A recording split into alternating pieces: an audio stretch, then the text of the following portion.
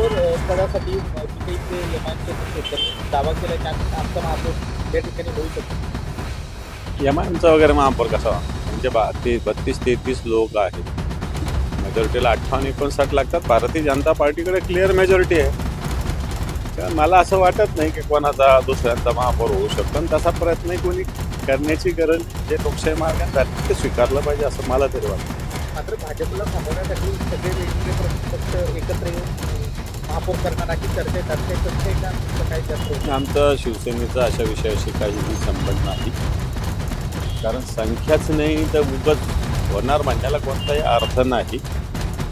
जे काय दिलेलं आहे लोकांनी ते स्वीकारलं पाहिजे. आपल्याकडे संख्या नाही हे मान्य केलं पाहिजे. काल जे ते भाजप शिवसेना युती नागपूर सभेत खेळत बोलत होते की शिवसेना युती जोडली त्यांच्याशी दोघांनी तोडलेली आहे. उगाच वरच्यांच्या दबावामुळे त्यांनी इथं जागा वाटप केलेलं होतं. मनापासून नव्हतं आणि ते क्षणात रात्री झालं आणि सकाळी तुटलं. तसंच महापालिकेला झालं होतं. रात्री त्यांचं सगळं झालेलं होतं, सकाळी तुटलं. फक्त आता काही ठिकाणी चिन्ह देऊ शकले नाही कारण ग्रामीण भागात दूर दूर हे बी फॉर्म द्यायचे होते. तिथं पोहोचणं वेळेवर शक्य नव्हतं. पण जिथं पोहोचणं शक्य आहे त्यांनी हे बी फॉर्म देऊन टाकले एकमेकाच्या विरोधात. त्याच्यामुळे युती हे नुसतं स्वतःंड त्यांचं नुसती भाषा आहे, बाकी युती तर नाहीच आहे. नाशिकचे पोलीस आयुक्त संदीप कर्णिक यांनी एक मोठा दावा केला की माणिकराव कोकाटे प्रकरणात मला स्वतः अजितदादाचा फोन आला होता. त्यांनी सांगितलं की तुम्ही स्वतः लक्ष घाला, काही प्रॉब्लेम नाही झाला पाहिजे. शेवटी आता अजितदादाविषयी काही बोलणं मला असं वाटतं योग्य होणार नाही. मी ते बोलणार पण नाही. शेवटी राजकीय वेगवेगळे विषय असू शकतात, परंतु त्याचं काही राजकारण करण्याची आमची तरी इच्छा नाही. पण संदीप कर्णिक जे बोलले तर आम्ही त्यावेळेस आधीच बोलत होतो की सत्ताधारी पक्ष किंवा सत्ताधारी माणिकराव कोकाटेंना वाचवण्याचा आटोकाट प्रयत्न करत होते. आणि हे मला असं वाटतं हे संदीप कर्णिकांच्या तोंडून आलं. तसं संदीप कर्णिक आत्ताच्या घडीला आउट ऑफ वे जाऊन राज्यकर्त्यांना मदत करतात, नियम कायदे गुंडाळून ठेवतात. अशी अनेक उदाहरणं आहेत संदीप कर्णिकांची.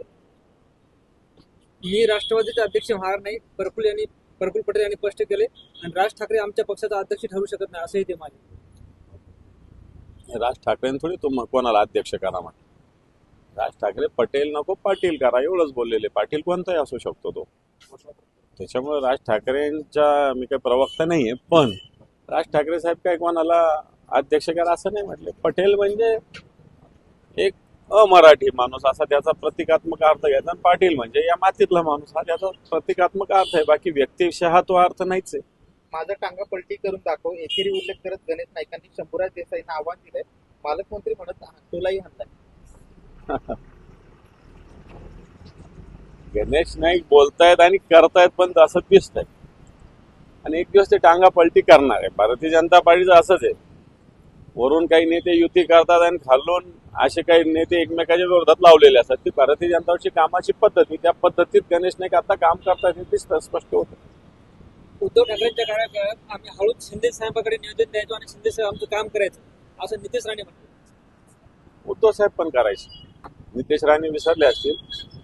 मेडिकल कॉलेजची परवानगी माननीय नारायण राणे साहेबांनी उद्धवजींना फोन केला होता आणि उद्धवजींनी ते केलं होतं. उद्धवजी काय अशा ते जे तशी मानसिकता व्यक्त करतात त्या मानसिकतेचे उद्धवजी ठाकरे साहेब नाही. हे राज्य सगळ्यांचं आहे. सगळ्यांचे कामं झाले पाहिजे या मानसिकतेचे. त्यामुळे गुपचूप निवेदन द्यायचं आणि गुपचूप करण्याचं ही तुमची मानसिकता स्पष्ट करते. सगळ्या गोष्टी गुपचूप करणं. परंतु मला असं वाटतं उद्धवजी ठाकरे साहेब सुद्धा एक तिथल्या मेडिकल कॉलेजचं उदाहरण आहे. स्वतः नारायण राणे साहेबांनी फोन केला होता आणि या कोकणातल्या जनतेला ही सुविधा उपलब्ध व्हावी म्हणून उद्धवजींनी ते काम केलं होतं. त्यामुळे मला असं वाटतं या बालिश बोलण्याला काही अर्थ नाही. मध्ये मराठी माणसाने एवढं अनुभव केला तरी तरी महापौर बसला. हे पहा, मराठी माणसाने मराठी लोक कुठे निवडून दिले. आता मोर्चे काढतात आणि निवेदन देतात. याला काय अर्थ आहे का? निवडून पण द्यायला पाहिजे होतं ना मराठी माणसाने. मीरा भाईंदरच्या ते निवडून नाही दिले ना आता गुजराती बसवला म्हणतात किंवा हा बसवला म्हणतात तो बसवला म्हणतात. त्याला अर्थ नाही. निवडून द्यायला पाहिजे होता. हा निवडून दिल्यानंतर जर कोणी झाला असता तर आपल्याला बोलता आलं. मराठी माणसाने मतदान दुसऱ्याला करायचं आणि सांगायचं याला महापौर बनवू. याला काय अर्थ आहे?